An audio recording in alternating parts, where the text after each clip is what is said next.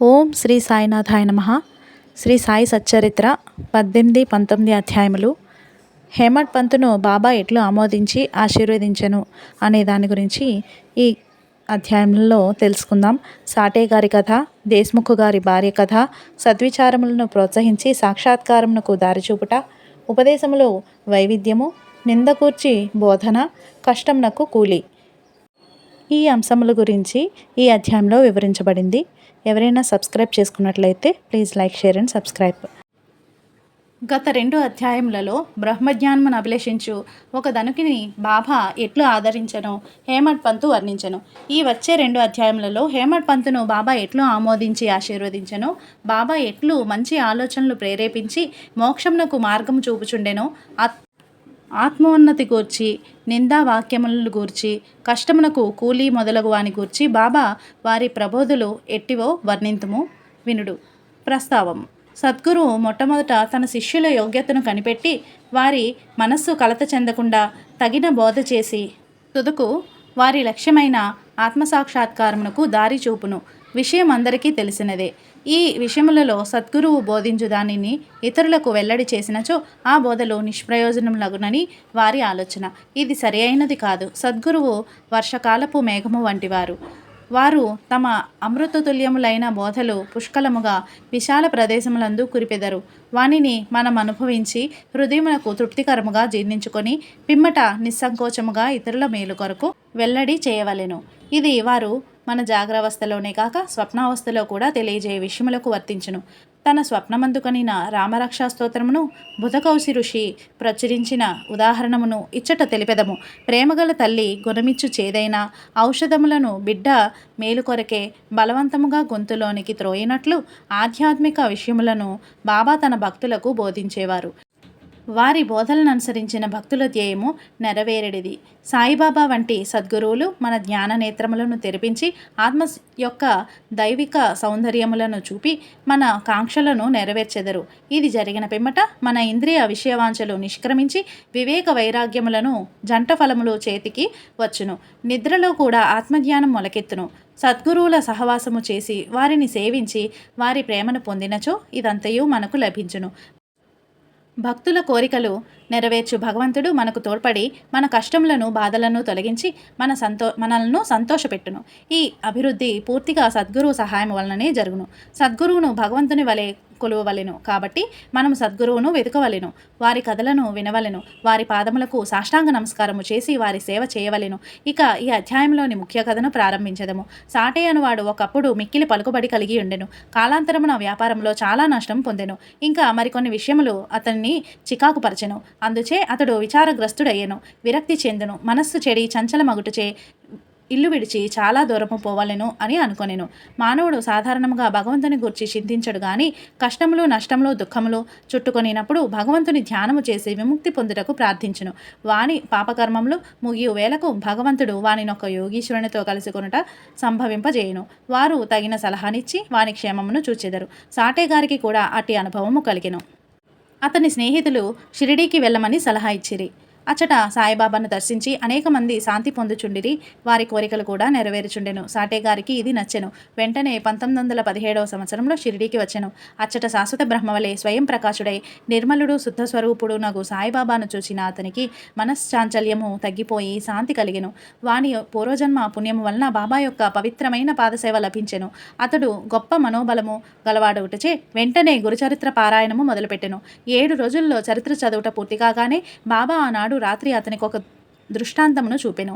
అది ఇట్లుండెను. బాబా గురుచరిత్రము చేతిలో పట్టుకొని దానిలోని విషయములను ఎదుట కూర్చున్న సాటేకు బోధించుచున్నట్లు అతడు దానిని శ్రద్ధగా వినుచున్నట్లు చూచెను.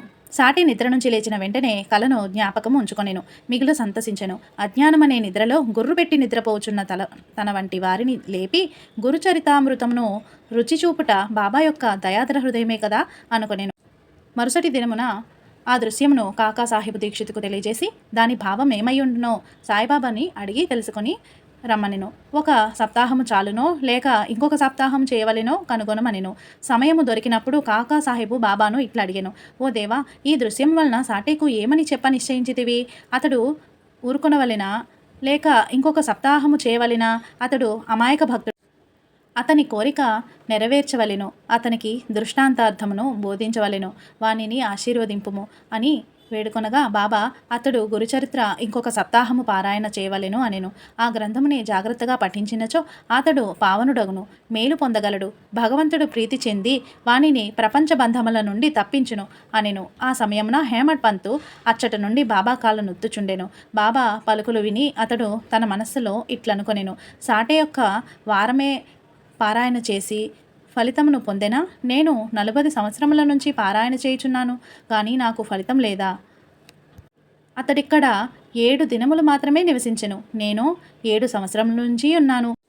నా ప్రయత్నములు నిష్ఫలమా ఏమి? చాతక పక్షి మేఘం నుంచి పడు నీటి బిందువుకై కనిపెట్టుకొని ఉన్నట్లు నేను కూడా బాబా తమ దయామృతమును నాపై వర్షించెదరని, వారి బోధనలచే నన్ను ఆశీర్వదించెదరని కనిపెట్టుకొని ఉన్నాను. ఈ ఆలోచన వాని మనస్సులో మొదలిన వెంటనే బాబా దానిని గ్రహించెను. భక్తుల మనస్సులో ఉండేటి ఆలోచనలన్నీ బాబా గ్రహించడివారు, అంతేగాక చెడ్డ ఆలోచనలను అణుచుచు మంచి ఆలోచనలను ప్రోత్సహించువారు. హేమడ్ పంతు మనస్సును కనిపెట్టి బాబా వానిని వెంటనే లేపి శ్యామ వద్దకు పోయి అతని వద్ద 15 రూపాయలు దక్షిణ తీసుకొని అతనితో కొంతసేపు మాట్లాడిన పిమ్మట రమ్మనెను. బాబా మనస్సున కారుణ్యోదయ అయ్యెను కాన వారు ఇట్లు ఆజ్ఞాపించిరి. బాబా ఆజ్ఞను జవదాటగల వారెవరు? హేమడ్ పంతు వెంటనే మసీదు విడిచి శ్యామగృహమునకు వచ్చెను. అప్పుడే అతడు స్నానము చేసి దోవతి కట్టుకొనుచుండెను. అతడు బయటకు వచ్చి హేమడ్ పంతుని ఇట్లడిగెను, మధ్యాహ్న హారతి సమయమందు మీరిక్కడ ఏలయున్నారు? మీరు మసీదు నుండి వచ్చుచున్నట్లు కొంతసేపు కూర్చొని విశ్రాంతి చెందుడు, నా పూజను ముగించి వచ్చేదను. ఈలోగా తాంబూలము వేసుకొనుడు, పిమ్మట సంతోషంగా కొంతసేపు కూర్చొని మాట్లాడెదము. ఇట్లనుచు అతడు లోపలికి పోయెను. హేమడ్ పంతు ముందర వసారాలో కూర్చొనెను. కిటికీలో నాదభాగవతమును ప్రసిద్ధ మరాఠీ గ్రంథము ఉండెను. ఇది భాగవతములోని ఏకాదశ స్కందమునకు ఏకనాథుడు రాసిన వ్యాఖ్యానము.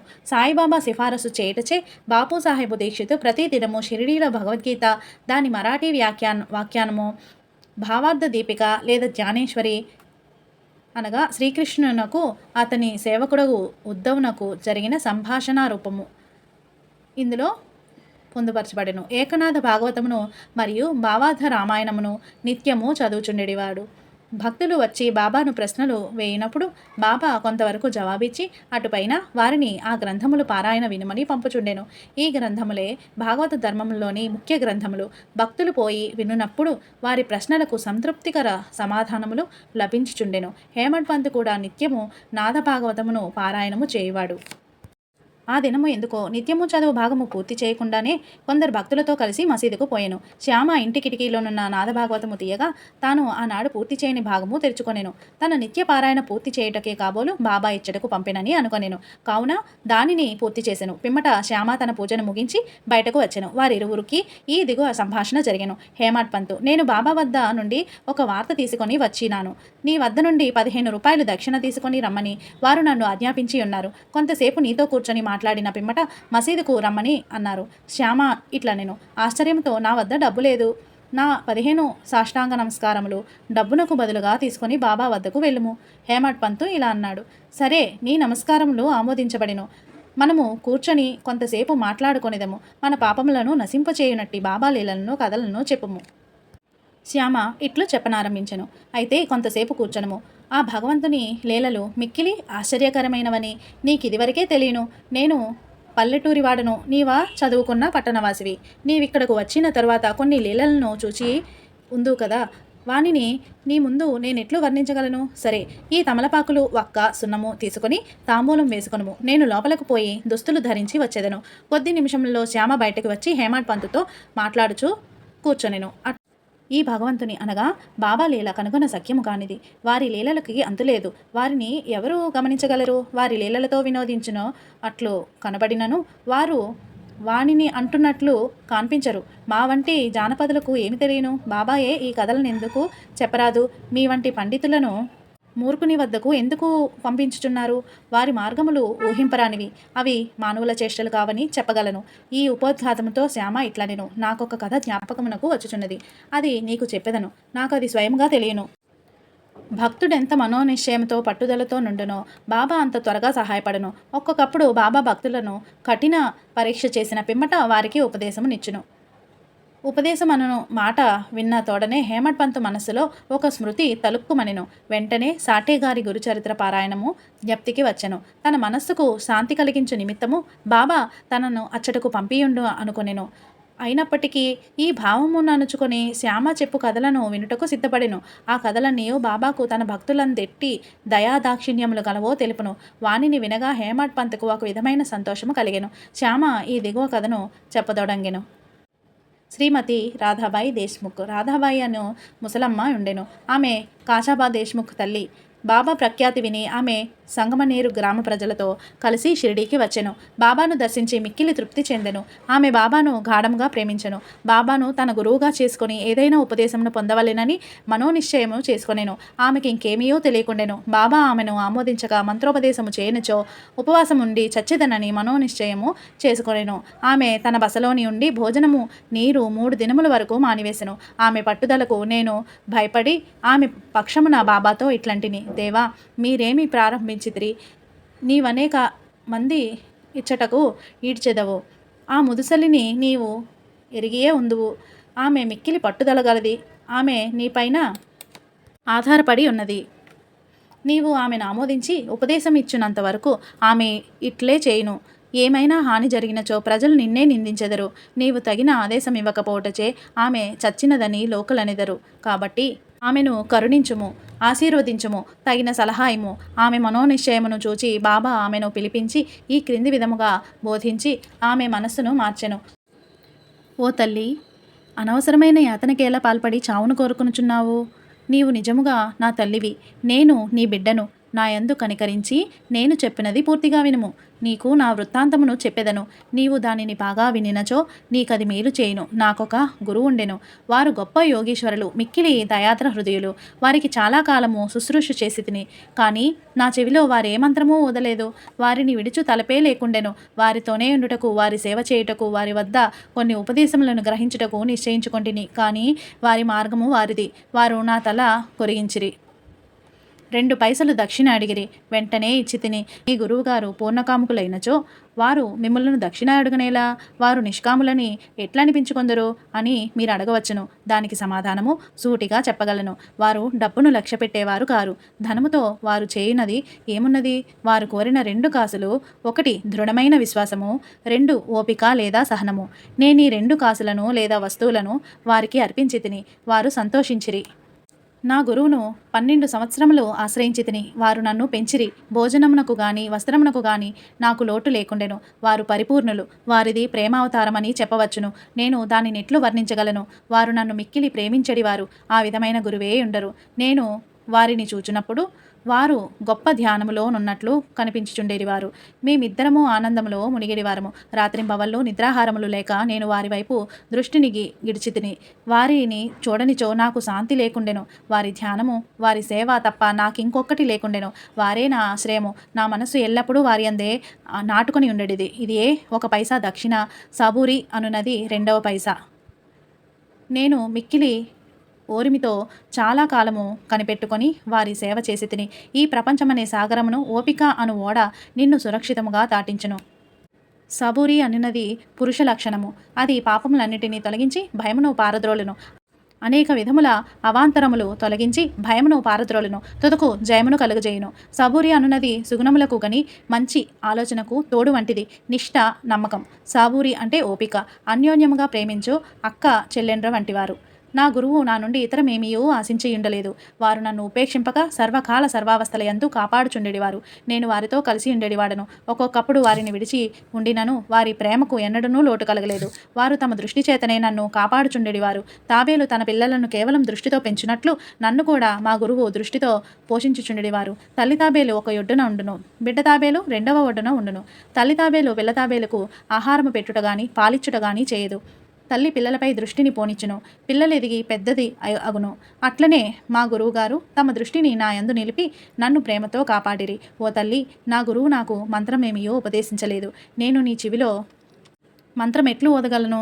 గురువుగారు ప్రేమ సమయమున తాబేలు చూపే మనకు సంతోషం ఇచ్చునని జ్ఞాపకం ఉంచుకొనుము. మంత్రము గాని ఉపదేశము గాని ఎవ్వరి వద్ద నుంచి పొందుటకు ప్రయత్నించకము. నీ ఆలోచనలు నీ చేష్టలు నా కొరకే వినియోగించము. నీవు తప్పక పరమార్థమును పొందెదవు. నా వైపు సంపూర్ణ హృదయముతో చూడుము. నీ వైపు అట్లనే చూచెదను. ఈ మసీదులో కూర్చొని నేను నిజమునే చెప్పెదను. నిజము తప్ప మరేమీ మాట్లాడను. ఏ సాధనలు గాని 6 శాస్త్రములలో ప్రావీణ్యము గాని అవసరము లేదు. నీ గురువునందు నమ్మకము విశ్వాసమును ఉంచుము. గురువే సర్వమును చేయు వాడని కర్తయనియు పూర్తిగా నమ్ముము.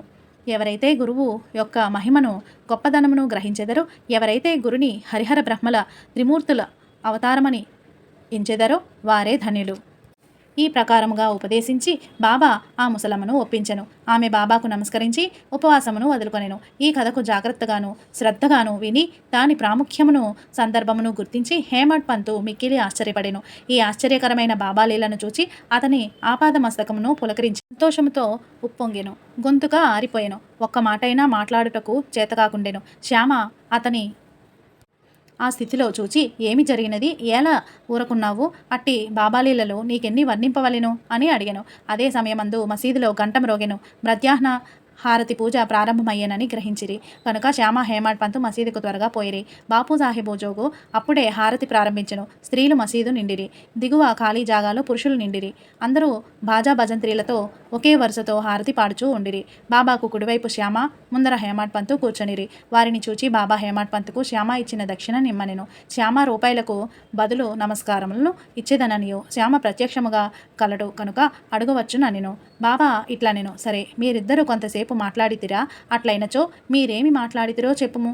గంటల చప్పుడును మధ్యల శబ్దమును పాటల ధ్వనిని లెక్కించక హేమడ్ పంతు బాబాకు జరిగిన విషయమంతయు చెప్పుటకు ఆతరపడెను. తాము ముచ్చటించినదంతయు చాలా ఆనందము కలుగచేసినదనియు, ముఖ్యముగా ముసలమ్మ కథ మిక్కిలి ఆశ్చర్యము కలుగజేయినదనియు, దానిని విని బాబాలీలలో అగోచరమని తెలిసికొంటిననియు ఆ కథ రూపముతో తనను బాబా ఆశీర్వదించిరని హేమడ్ పంతు చెప్పెను. అప్పుడు బాబా ఇట్లనెను, కథ చాలా అద్భుతమైనది. నీవిట్లు ఆనందించితివి, నాకా విషయమై వివరములన్నీయూ చెప్పుము. అప్పుడు హేమడ్ పంతు తానింతకు ముందు విన్న కథను పూర్తిగా బాబాకు వినిపించి అది తన మనమనందు శాశ్వత ప్రభావమును కలిగించినదని చెప్పెను. ఇది విని బాబా మిగులు సంతోషించెను. ఆ కథ నీకు నచ్చినదా? దాని ప్రాముఖ్యమును నీవు గుర్తించితివా అని బాబా హేమడ్ పంతుని అడిగెను. అవును బాబా, నా మనశ్చాంచల్యము నిష్క్రమించినది.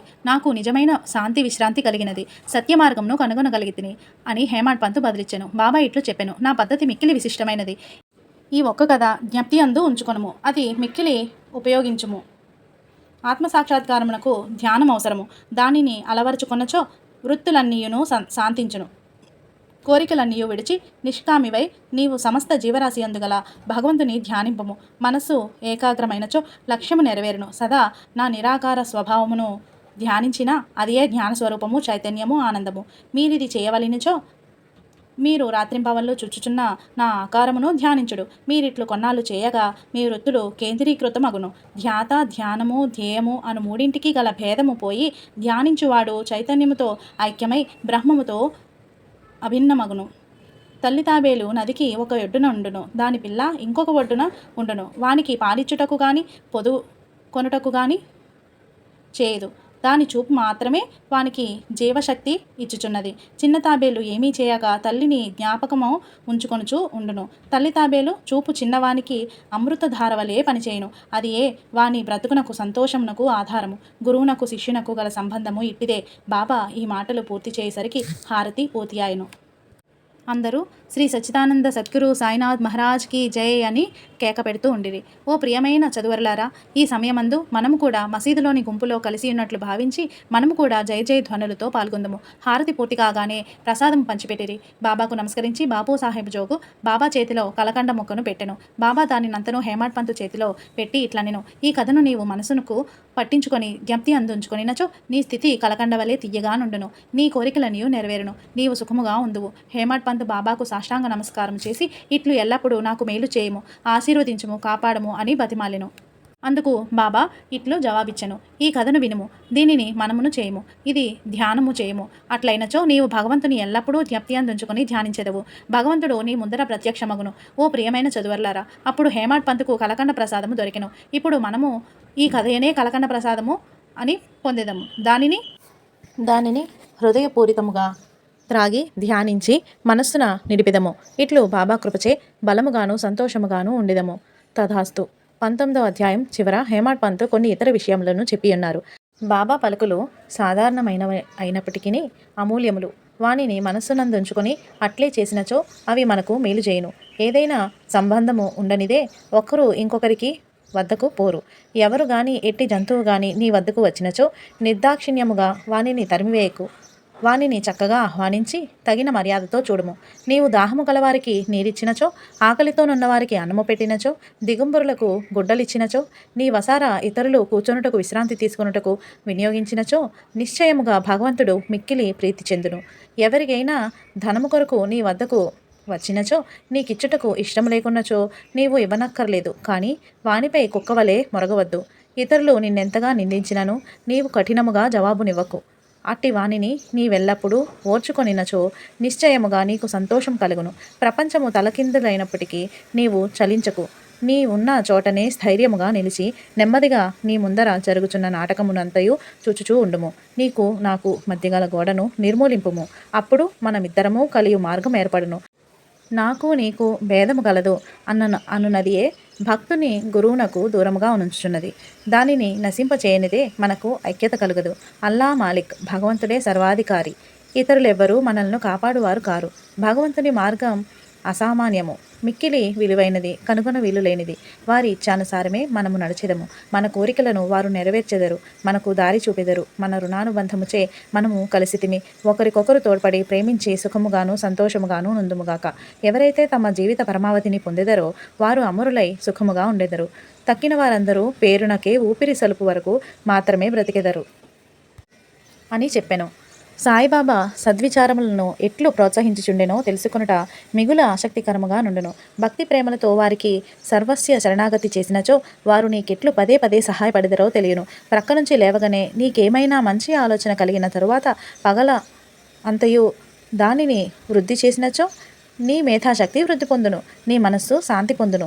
హేమడ్ పంత్ దీనికై ప్రయత్నించదలిచెను. ఒక బుధవారము రాత్రి పండుకునేటప్పుడు ఇట్లా అనుకొనెను, రేపు గురువారము శుభదినము, షిరిడీ పవిత్రమైన స్థలము కావున రేపటి దినమంతయు రామనామ స్మరణతోనే కాలము గడపవలెను అని నిశ్చయించుకొని పరుండెను. ఆ మరుసటి దినము లేవగానే రామనామము ప్రయత్నము లేకుండా జ్ఞప్తికి వచ్చెను. అతడు మిక్కిలి సంతసించెను. కాలకృత్యములు తీర్చుకొనిన పిమ్మట బాబాను చూచుటకు పువ్వులను తీసుకొని పోయెను. దీక్షిత్ వాడ విడిచి బుట్టివాడ దాడుచుండగా ఒక చక్కని పాట వినబడెను. ఔరంగాబాద్ నుంచి వచ్చిన వాడొకడు మసీదులో బాబా ముందర పాడుచుండెను. అది ఏకనాథుడు పాడిన పాట. గురుకృపాంజన పాయో మేరే భాయి అనున్నది గురువు కృపయను అంజనము లభించెననియో, దాని మూలమున తన కండ్లు తెరవబడిననియో, దానిచే తాను శ్రీరామునిలోన బయట నిద్రావస్థలోను జాగ్రావస్థలోను స్వప్నావస్థలోను అన్ని చోట్లను చూచి తినని చెప్పుడు పాట అది. అనేక పాటలుండగా బాబా భక్తుడకు ఔరంగాబాదు నివాసి ఈ పాట నేల పాడెను. ఇది సందర్భానుసారముగా బాబా చేసిన ఏర్పాటు కాదా అని హేమడ్ పంత్ ఆనాడంతయు రామనామస్మరణచే కాలము గడపనించినవాడు కావున అతని మనోనిశ్చయమును దృఢపరచుటకై బాబా ఆ పాటను పాడించియుండును అనుకొనెను. రామనామస్మరణ ఫలితము గూర్చి యోగీశ్వరులందరిది ఒకే భావము. అది భక్తుల కోరికలు నెరవేర్చి వారిని కష్టముల నుండి కాపాడును. ఉపదేశంలో వైవిధ్యము, నిందగూర్చి బోధ గురించి మనం తెలుసుకుందాం. ఉపదేశించుటకు సాయిబాబాకు ప్రత్యేక స్థలము కానీ ప్రత్యేక సమయము కానీ అక్కర్లేదు. ఏదైనా అవకాశము కలిగినప్పుడు, అవసరం వచ్చినప్పుడెల్లా వారు విరివిగా బోధించువారు. ఒకనాడు భక్తుడొకడు ఇంకొక భక్తుని గూర్చి పరోక్షముగా ఇతరుల ముందు నిందించుచూ ఉండెను. ఒప్పులు విడిచి భక్త సోదరుడు చేసిన తప్పులను ఎన్నుచుండెను. మిక్కిలి హీనముగా తిట్టుటచే విన్నవారు విసిగిరి. అనవసరముగా కొందరి ఇతరులను నిందించుటచే అసూయ, దురభిప్రాయము మొదలగునవి కలుగును. యోగులు నిందలకు ఇంకొక విధముగా భావించెదరు. మలినమును పోగొట్టుటకు అనేక మార్గములు కలవు. మట్టి, నీరు, సబ్బుతో మాలిన్యము కడగవచ్చును. పరులను నిందించువాని మార్గము వేరు. ఇతరుల మలినములను వాడు తన నాలుకతో శుభ్రపరచును. ఒక విధముగా వాడు నిందించువానికి సేవ చేయుచున్నాడు. ఎట్లనా వాని మలినమును వీడు తన నాలుకతో శుభ్రపరచుచున్నాడని. కావున తిట్లు బడినవాడు తిట్టిన వానికి కృతజ్ఞతలు తెలపవలెను. నిందించువానిని బాబా సరిదిద్దు పద్ధతి విశిష్టమైనది. నిందించువాడు చేసిన అపరాధమును బాబా సర్వజ్ఞుడగుటచే గ్రహించెను. లెండి తోటకు పోవునప్పుడు మిట్ట మధ్యాహ్నము వాడు బాబాను కలిసెను. బాబా వానికొక పందిని చూపి ఇట్లా నేను చూడుము, ఈ పంది కసుపును ఎంత రుచిగా తినుచున్నదో.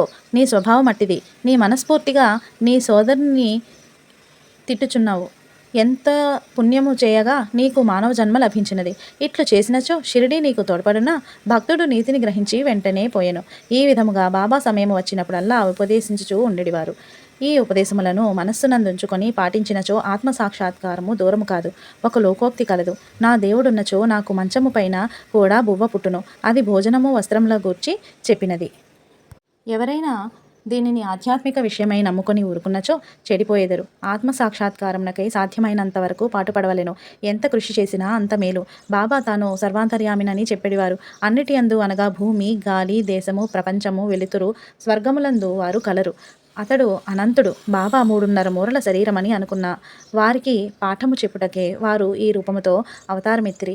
ఎవరైనా సర్వస్వ శరణాగతి చేసి రాత్రింబవళ్ళు వారిని ధ్యానించినచో చక్కెర, తీపి, కెరటములు, సముద్రము, కన్ను, కాంతి కలిసి ఉన్నట్లే అనుభవము పొందెదరు. ఎవరైతే చావు పుట్టుకల నుండి తప్పించుకొనుటకు ప్రయత్నించెదరో వారు శాంతము, స్థిరమైన మనస్సుతో ధార్మిక జీవనము గడపవలెను. ఇతరుల మనస్సు బాధించినట్లు మాట్లాడరాదు. మేలునరించు పనులనే చేయుచూ ఉండవలెను. తన కర్తవ్య కర్మలను ఆచరించుచు భగవంతునికి సర్వస్వ శరణాగతి చేయవలెను. వాడు దేనికి భయపడనవసరము లేదు. ఎవరైతే భగవంతుని పూర్తిగా నమ్మిదరో వారు లీలలను విని ఇతరులకు చెప్పెదరో, ఇతర విషయములేమియో ఆలోచించారో వారు తప్పక ఆత్మసాక్షాత్కారము పొందిదరు. అనేక మందికి బాబా తన నామమును జ్ఞప్తి అందించుకుని శరణు వేడుమనెను. తానెవరు అను దానిని తెలుసుకొనగోరు వారికి శ్రవణమును మనమునను చేయమని సలహా ఇచ్చడివారు. కొందరికి భగవన్నామమును జ్ఞప్తి అందించుకొనుమనువారు, కొందరికి తమ లీలలు వినుట, కొందరికి తమ పాదపూజ, కొందరికి ఆధ్యాత్మ రామాయణము, జ్ఞానేశ్వరి మొదలగు గ్రంథములు చదువుట, కొందరికి తన పాదముల వద్ద కూర్చొనుట, కొందరికి ఖండోబా మందిరమునకు పంపుట, కొందరికి విష్ణు సహస్రనామములు, కొందరికి చాందోగ్యోపనిషత్తు, భగవద్గీత పారాయణ చేయమని విధించుచూ ఉండెను. వారి ఉపదేశములకు పరిమితి లేదు, అడ్డు లేదు. కొందరికి స్వయముగా నిచ్చువారు, కొందరికి స్వప్నములో నిచ్చేవారు. ఒక త్రాగబోతుకు స్వప్నంలో కనిపించి ఛాతీపైన కూర్చొని దానిని నొక్కివేసి ఎన్నడూ త్రాగనని వాగ్దానము చేసిన పిమ్మట వదిలెను. కొందరికి స్వప్నములో గురుబ్రహ్మాది మంత్రార్థములు బోధించెను. ఒకడు హఠయోగము చేయుచుండగా దానిని మానుమనెను. వారి మార్గములను చెప్పుట కలవి కాదు. ప్రపంచ విషయములలో తను ఆచరణలే ఉదాహరణముగా బోధించువారు. అట్టి వానిలోనొకటి కష్టమునకు కూలి అను దానిని ఇప్పుడు మనం తెలుసుకుందాం. ఒకనాడు మిట్ట మధ్యాహ్నము బాబా రాధాకృష్ణమాయి ఇంటి సమీపమునకు వచ్చి నిచ్చెన తీసుకొని రమ్ము అనెను. ఒకడు పోయి దానిని తెచ్చి ఇంటికి చేరవేసెను. బాబా వామనగౌడంకర్ ఇంటి పైకప్పు ఎక్కి రాధాకృష్ణమాయి ఇంటి పైకప్పును దాటి ఇంకొక ప్రక్క దిగెను. బాబా అభిప్రాయమేమో ఎవరికీ తెలియలేదు. రాధాకృష్ణమాయి మలేరియా జ్వరముతో ఉండెను. ఆమె జ్వరమును తొలగించుటకై బాబా ఇట్లు చేసియుండును. దిగిన వెంటనే బాబా 2 రూపాయలు నిచ్చెన తెచ్చిన వానికి ఇచ్చెను. ఎవడో ధైర్యం చేసి నిచ్చెన తెచ్చినంత మాత్రమున వానికి 2 రూపాయలేలా ఇవ్వవలెనని బాబాను ప్రశ్నించెను. ఒకరి కష్టము ఇంకొకరు ఉంచుకొనరాదు. కష్టపడు వాని కూలి సరిగాను దాతృత్వముతోనూ ధారాళముగానివ్వవలెనని బాబా చెప్పెను. బాబా సలహా ప్రకారము ప్రవర్తించినచో కూలివాడు సరిగా పనిచేయును. పని చేయించేవాడు, పని చేసేవారులు కూడా సుఖపడెదరు. సమ్మెలకు తావుండదు. అదుపు పెట్టు వానికి కష్టపడి కూలి చేయువాండ్రకు మనస్పర్ధలుండవు. ఓం నమో శ్రీ సాయినాథాయ. 18, 19 అధ్యాయములు సంపూర్ణమండి శ్రీ సాయి సచ్చరిత్ర. ఓం సాయిరామ్.